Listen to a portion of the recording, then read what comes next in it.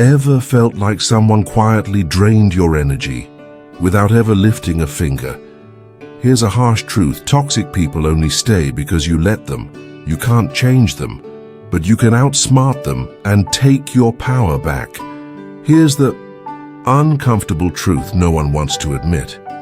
If you're surrounded by toxic people, it's not entirely their fault. It's yours for letting them into your space and keeping them there. But don't beat yourself up, because in this video, I'll show you how to reclaim control and render toxic people completely powerless. Toxic individuals don't just materialize out of thin air. They slip in through the cracks of your boundaries and thrive off the chaos. They stir up. They study your reactions like predators stalk prey, and every time you react emotionally, it feeds them. Most people allow this havoc because they're scared. Scared to confront uncomfortable truths or scared to be alone. But let me be brutally honest. You cannot fix toxic people. You can, however, outwit them and walk away stronger than ever. By the end of this video, you'll not only know how to deal with toxic personalities, you'll understand that your peace of mind was never in their hands. It was always in yours.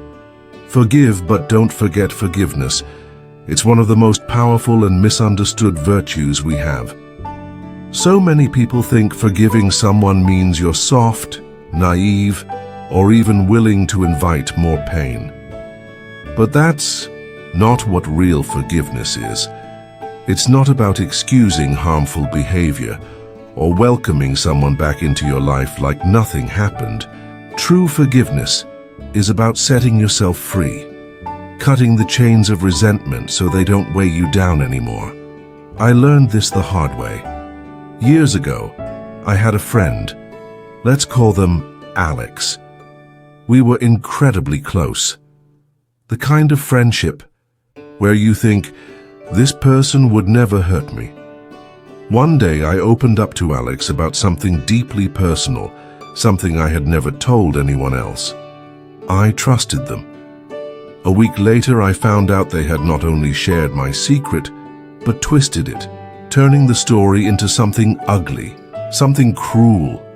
And they told it to people I barely even knew. I was devastated. But the pain wasn't just from the betrayal itself. It was from the shame I felt for trusting them. That mix of anger and regret followed me everywhere. Every time I saw Alex, or even heard their name, it felt like that wound was ripped open again. I carried that resentment for months, maybe even years. It was like walking around with a backpack full of stones. Until one day, during one of my lowest moments, I stumbled across a quote that hit me like a punch in the gut. Resentment is like drinking poison and expecting the other person to die. And that's when it clicked. Alex had moved on with their life. Meanwhile, I was the one stuck, trapped in a mental loop of hurt and anger. My pain wasn't punishing them, it was punishing me. So I made a decision. I forgave Alex, but not in the way people often imagine. I didn't call them, I didn't write a letter. I didn't give them the satisfaction of a let's talk moment. I forgave them silently in my heart, not for their sake, but for mine. I let go of the anger so I could finally breathe again. But, and this is the part most people miss, I did not forget. That betrayal taught me a lesson I'll never unlearn. A lesson about trust, about who deserves to be close and who should remain at a distance. Forgiving Alex gave me peace, but remembering what they did gave me wisdom. So if you've been told that forgiveness is weakness, don't buy it.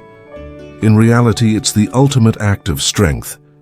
Because choosing peace over revenge, that's power. 1. Forgive to be free, but don't erase the lesson. It takes real courage to let go of anger, especially when holding on to it feels completely justified. And it takes wisdom to realize that forgiveness doesn't mean giving someone another chance to hurt you again, but forgetting. That's a different story entirely. Forgetting invites old pain to come back in a new disguise. It reopens doors you've already closed. And sometimes, it invites in wounds even deeper than before. Think of forgiveness like healing a scar. You don't keep tearing the wound open, but you don't erase the scar either. The scar isn't a sign of pain. It's a mark of growth. It reminds you of what you endured and what you learned. It doesn't define you, but it shapes the decisions you'll make moving forward. The Stoics often taught the power of emotional control, and forgiveness is one of the clearest examples. When you choose to forgive, you're not letting the toxic person win. You're taking back control of your story. You're refusing to let someone else's behavior dictate your peace. And when you choose not to forget, you're protecting yourself from falling into the same trap again. So let me leave you with this. Forgiveness is a gift you give yourself, not the person who hurt you, but forgetting. That can rob you of the wisdom you've earned. Let go of the bitterness, but hold on to the lesson. Carry it with you, not as a weight, but as a shield. Limit their access to you. Now let's be real. Some people simply don't deserve front row seats in your life. I don't care if they're family, lifelong friends, or co-workers you see every single day. If someone is toxic, draining, or constantly stepping over your boundaries, then it's time to downgrade their access. Call it harsh if you want, but protecting your peace isn't selfish. It's survival. Here's the truth. I used to be a people pleaser. If someone wanted my time, energy, or attention, I gave it. No questions asked. I'd stay on the phone for hours listening to someone complain about their life, completely ignoring the fact that I had my own problems to deal with. Or I'd bend over backwards for people who wouldn't lift a finger for me in return. Sound familiar? One day, after yet another exhausting phone call with someone who basically saw me as their unpaid therapist, I hung up and asked myself, why am I doing this? What am I even getting from this relationship? And that's when it hit me. Not everyone deserves unlimited access to me. Here's where it might get controversial. Limiting access doesn't always mean cutting people off. Sometimes it's about creating small, subtle boundaries they don't even notice. 3. Use humor to deflate their ego. Sometimes, the best way to deal with a toxic person isn't to argue, correct, or confront. It's to stop taking them so seriously, because here's what you need to know. Toxic people feed on tension. They thrive in conflict, chaos, and emotional drama. So what happens when you deny them that? What happens when instead of fighting back, you respond with a joke, a smile, or a playful comment that pops their ego like a balloon? It completely throws them off. I remember a co-worker who was particularly toxic. This person loved to criticize everything and everyone, people's work, their outfits, even how they drank their coffee. One day they decided to call out my messy desk in front of everyone. "Wow, your desk looks like a tornado hit it. How do you even find anything in that mess?" they sneered. I could have gotten defensive. I could have explained myself, but instead, I just shrugged and said, "You're absolutely right. This is my creative chaos. Albert Einstein's desk was messier than mine, so clearly I'm on track to be a genius." Everyone laughed. Their little performance completely fell flat. And guess what? They never commented on my desk again, using humor to disarm. A toxic person works for a few key reasons. First, it removes the power from their words. When you laugh at their jabs, you show them their attempts to hurt you simply don't land. Second, it shifts the energy. They're trying to create negativity. Your humor adds levity and unpredictability, two things they don't know how to handle. Third, it puts you back in control. Staying calm and witty shows you're unfazed, and that drives them more insane than any heated comeback ever could. But here's the catch. Your humor must be light and clever, never cruel. If your joke comes across as biting, sarcastic, or mean-spirited, it can easily escalate things.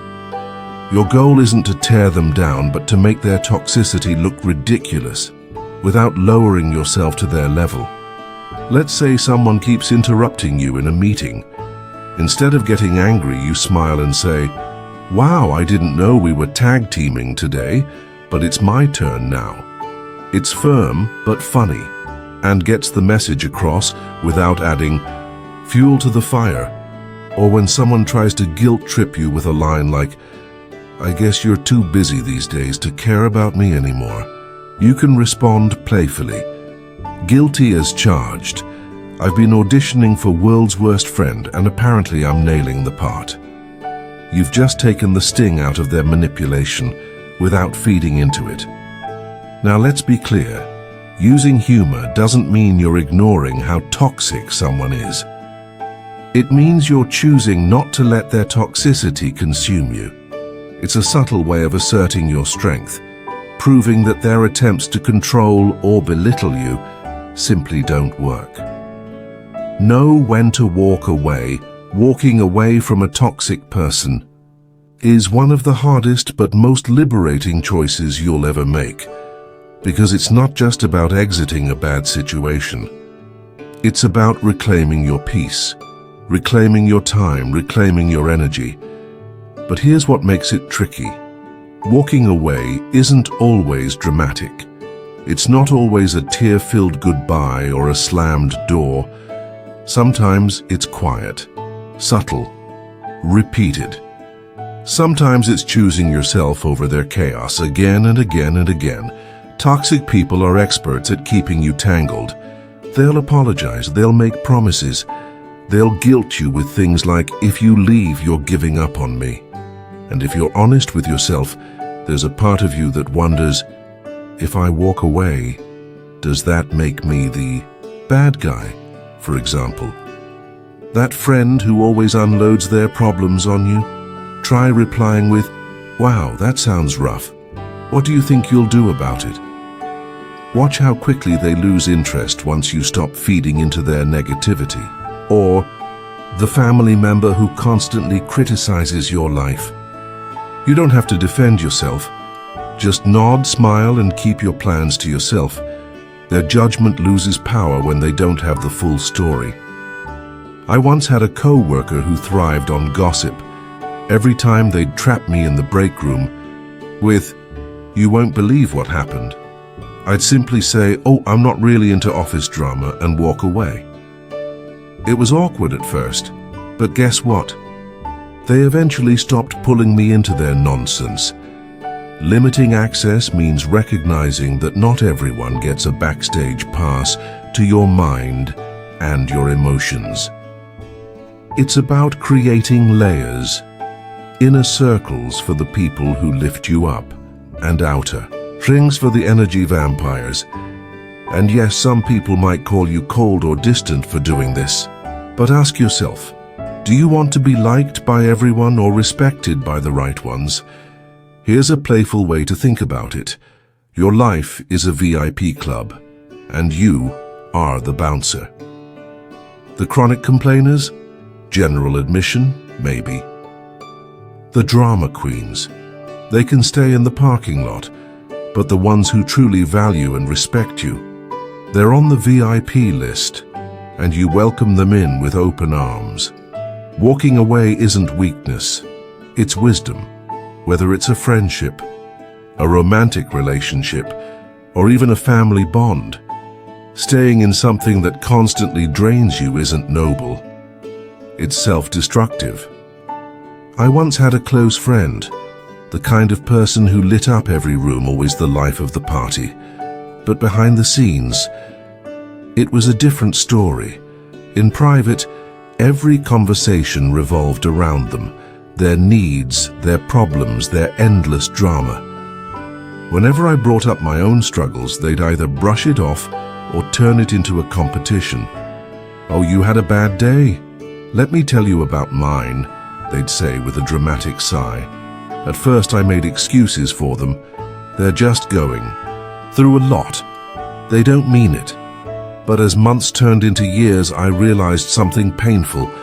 I was pouring everything into this relationship and receiving absolutely nothing in return. The breaking point came during a major crisis in my life. I needed support, so I reached out. Their reply? "That sounds rough, but I'm dealing with my own stuff right now." That hit me hard. It wasn't that they were malicious or intentionally cruel. They were toxic because they simply didn't care. And that was enough. I finally made the decision to walk away. And while it hurt in the moment, I can't describe the relief I felt, like a massive weight had finally lifted off my shoulders. Walking away doesn't always mean cutting someone off completely. Sometimes it just means reducing contact, stopping yourself from answering every call, replying to every text instantly, or emotionally investing in conversations that leave you drained. It could look like letting them slowly fade into the background of your life. It could sound like calmly saying, "I'm not available to talk about this right now," or "I don't think I can help you with that anymore." These are firm, respectful boundaries that allow you to reclaim emotional space without creating unnecessary conflict. Detaching doesn't mean you hate them. It means you stop letting their words and actions control how you feel. And here's where it gets difficult, maybe even controversial. Sometimes walking away means stepping back from people society says you're supposed to stay connected to, like family. That idea that blood is thicker than water. It's outdated. Family ties do not give anyone a free pass to mistreat, manipulate, or emotionally drain you. Choosing distance doesn't make you heartless. It makes you wise enough to protect your own well-being. Here's the deeper truth. Walking away is not an act of anger. It's an act of love. Love for yourself, for your well-being, and for the life you want to live. It's saying, "I deserve relationships that nourish me, not ones that wear me down." And when you finally walk away, you'll realize something profound. You weren't just walking away from someone. You were walking towards someone better, yourself. It doesn't mean you failed. It means you succeeded in recognizing your worth.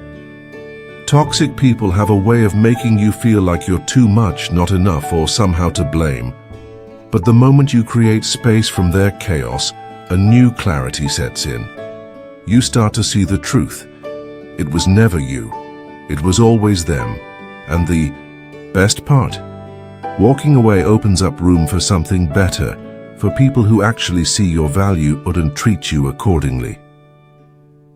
Surround yourself with uplifting people. Dealing with toxic individuals feels like trying to swim with weights strapped to your ankles. No matter how strong you are, their negativity, manipulation, and drama will slowly pull you under. So what's the antidote? Surround yourself with people who lift you up. Uplifting people don't just bring positivity, they reflect your worth. They encourage your growth, they serve as a shield, helping you keep toxic energy at bay. Here's a simple truth that's easy to forget. Your environment shapes you. If most of your time is spent around toxic people, you'll start absorbing their worldview, their habits, their attitudes. You may even begin questioning your own judgment, value, or joy. But when you're around people who genuinely want the best for you, something powerful happens. You begin to see the best in yourself. Think about it. Have you ever had a friend who makes you feel lighter after spending time with them? Someone who listens without judgment, celebrates your wins without envy, challenges you in a way that feels empowering, not condescending. Those are the people you need more of in your life. I didn't even know what real support felt like. There was a time in my life when I was stuck in a loop of toxic relationships. Relationships that at the time felt normal. but were actually filled with subtle competition, passive-aggressive comments, and emotional manipulation. Then one day, I met a new colleague, and they were refreshingly different.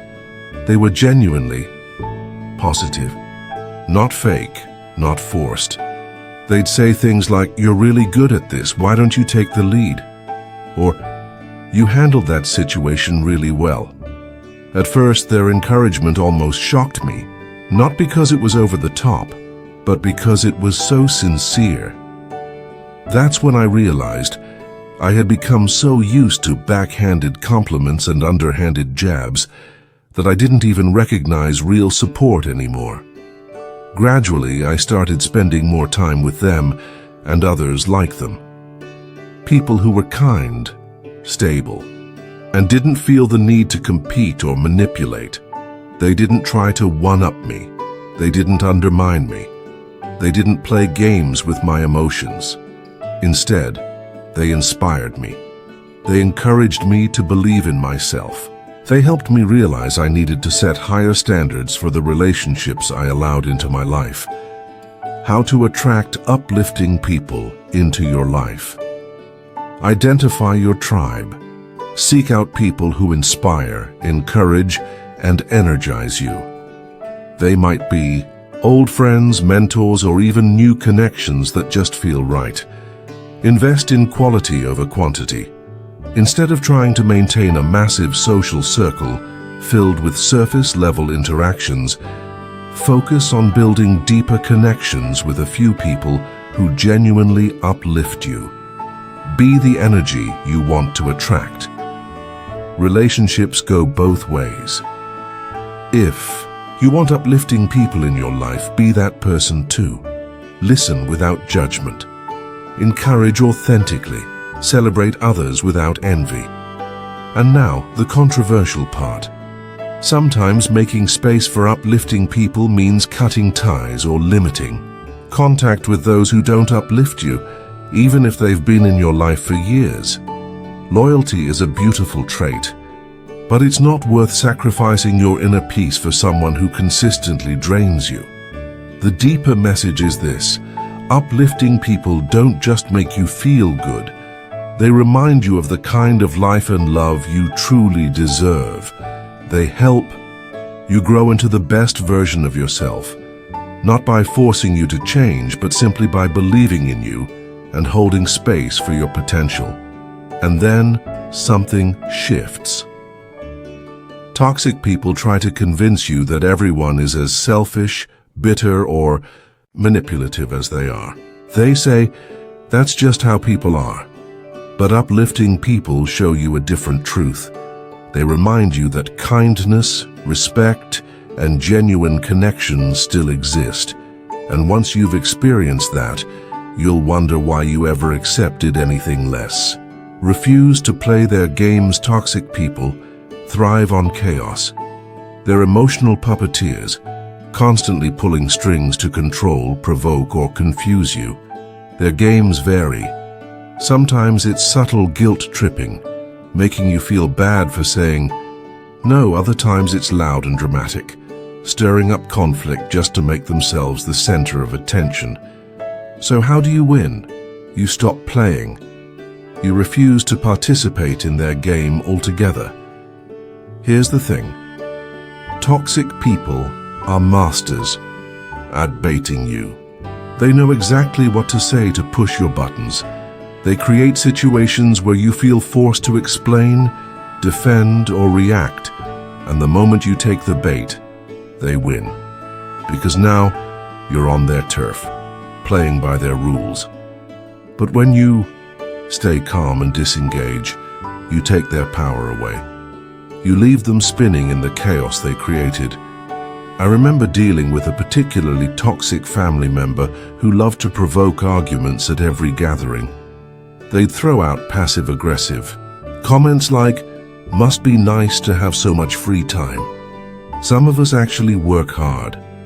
At first I tried to explain myself, defend my choices, but the more I spoke, the worse it got. They'd twist my words, escalate the argument, and somehow I'd end up looking like the one in the wrong. refusing. To engage isn't weakness, it's strategy. I remember the exact moment I made that choice. At a family gathering, that same person threw out yet another snide remark.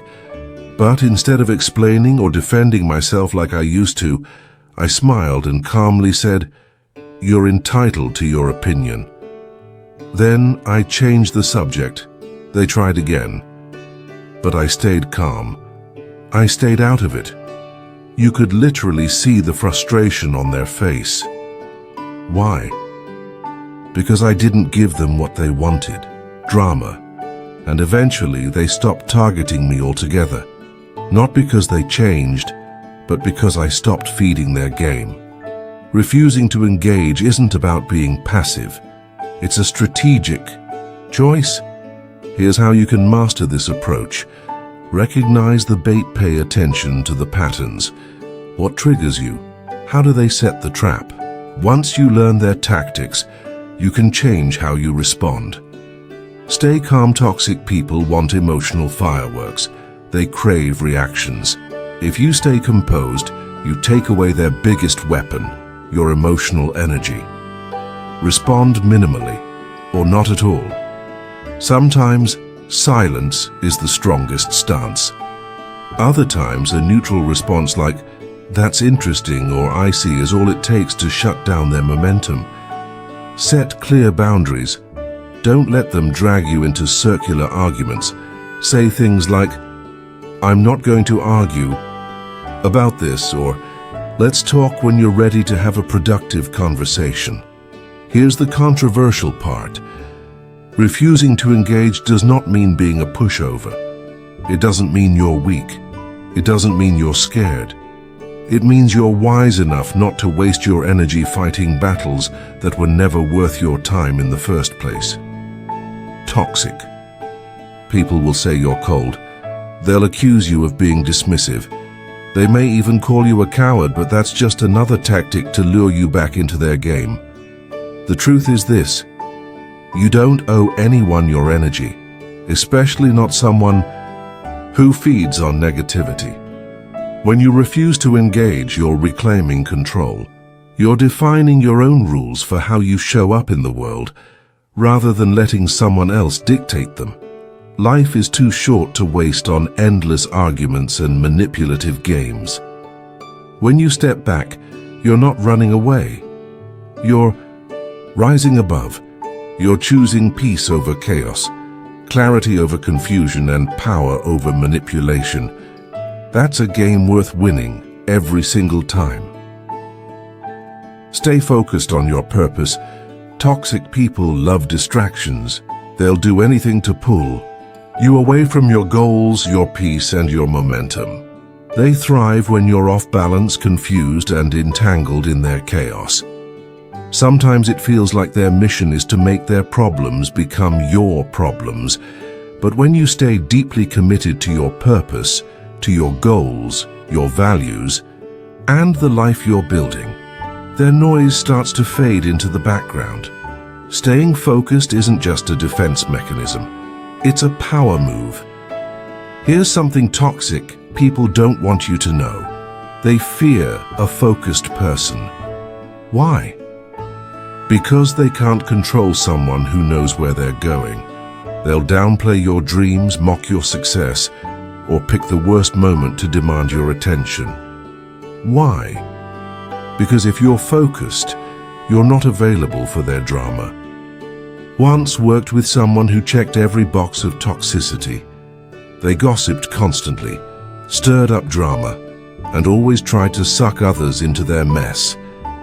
At first, I got pulled in. I spent hours listening to their complaints, trying to defend myself and feeling mentally drained. Then it hit me. Every minute I gave to their chaos was a minute stolen from my peace, my goals, and my potential. So I made a choice. I decided to focus fully on what mattered to me and let their chaos exist without me in it. I set clear boundaries. I'm really busy right now. I can't get into this. I avoided meaningless conversations. and I channeled my energy into doing my best work. The more I focused, the less power they had over me. And the best part? My focus inspired others to do the same. Let your purpose be the compass. Even in chaos, when you stop feeding their drama, you slowly remove yourself from their control. But how do you stay locked into your purpose when you're surrounded by distraction and negativity? Clarify your goals, write down exactly what you're working toward. Remind yourself regularly why it matters. When your purpose is front and center, their chaos becomes background noise. Create a mental shield. Treat toxic people like static, something you might hear but don't tune into. Acknowledge their presence if necessary, but don't absorb their negativity. Protect your focus like it's sacred, because it is. Say no without apology. If what they're asking of you doesn't align with your goals, say no without guilt, without over-explaining. Your time is a non-renewable resource. Spend it wisely. Find your motivators. Surround yourself with people, books, habits, and rituals that remind you why you started. Let those motivators refuel your drive when distractions try to throw you off course. The controversial truth. Staying focused on your purpose might mean putting yourself first, even above relationships you've had for years, even if it means distancing yourself from friends or family. Some people may call you selfish, but the truth is, focusing on your purpose isn't selfish, it's necessary. You can't pour from an empty cup, and you can't reach your dreams if you're constantly carrying someone else's chaos. The deeper message here is this: staying focused on your goals is not about ignoring toxic people. It's about honoring yourself. It's a bold declaration that your time, your energy, and your ambition are far too valuable to waste on someone else's drama. Toxic people will always try to distract you, but your purpose, that's your anchor. And when you're grounded in your purpose, their negativity can't knock you off track. And here's the beautiful part. As you continue chasing what truly matters, you begin building a life so rich, so meaningful, so grounded, their toxicity becomes irrelevant. At that point, you're not just surviving the chaos, you're thriving despite it. And that's the ultimate win. Don't become them. Avoid gossiping about toxic people. Let's be honest, talking about toxic people can feel satisfying. In the moment, it's like venting or scoring a point. It feels harmless. But here's the truth. Gossip never ends well. It keeps their negativity alive in your life. It turns you into what you're trying to escape. And worst of all, it gives them free rent in your mind. If you truly want to break free from toxic people, resist the urge to talk about them behind their backs. The reality: toxic people feed off attention, even negative attention. Gossip only fuels their fire and pulls you deeper into the game they're playing. Worse, it turns their behavior into a cycle where they still control how you behave. That's not power, that's entanglement. I learned this the hard way. I once had a notoriously toxic coworker, always stirring up drama, always dragging others into their mess. A few of us would vent during lunch, sharing stories about their latest antics. At first it felt like bonding, but over time I noticed something troubling. Every conversation about them left me feeling drained and bitter.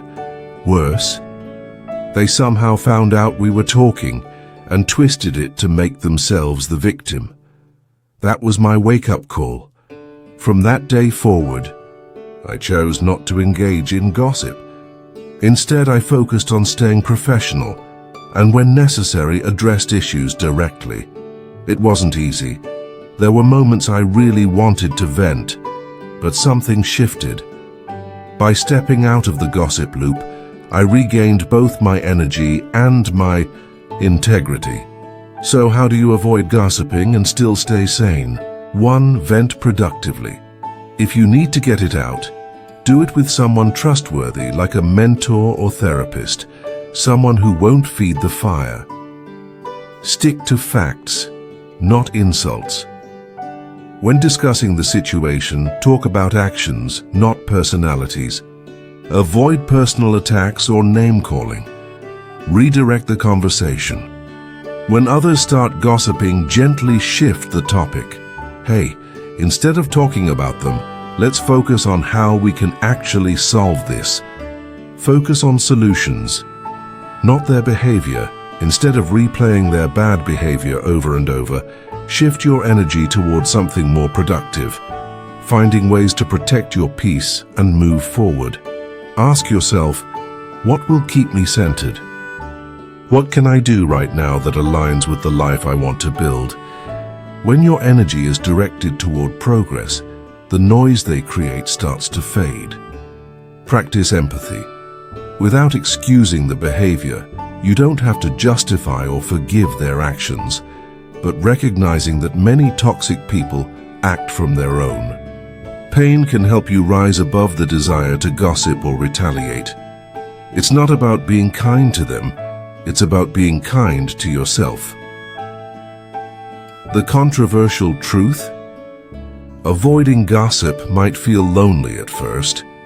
In a world where venting about others has become normal, you may be seen as too nice or even passive. But here's the truth. Avoiding gossip isn't about being nice. It's about being smart, talking. About toxic people keeps them alive in your mind. Letting go sets you free. When you refuse to gossip, you're choosing to break the cycle. You're proving to yourself and to others that you won't let someone's bad behavior drag you down to their level. Toxic people thrive on chaos. And gossip? That's just another flavor of the same chaos. By stepping away from the noise, you starve their need for attention and protect your mental clarity. In doing so, you show one of the strongest forms of self-respect, the ability to rise above, even when it would feel good not to. Dealing with toxic people isn't about fixing or changing them. It's about protecting yourself. You can't control what they do, but you can absolutely control how you respond. Toxic people will always exist, but when you master the skills of setting boundaries, staying focused, refusing to play their games, they lose their grip on you. Your energy is precious. You have dreams to pursue, goals to crush, and a fulfilling life to build. Don't let someone's negativity detour you from that. Stand your ground. Choose your peace. Keep moving forward. If this video gave you a fresh perspective, drop a comment below. Let us know how you deal with toxic people. Your story might help someone else find their strength. And don't forget to like, subscribe, and turn on the notification bell for more videos on how to live a stronger, wiser, and more purposeful life. You've got this. Now go claim your power. See you in the next one.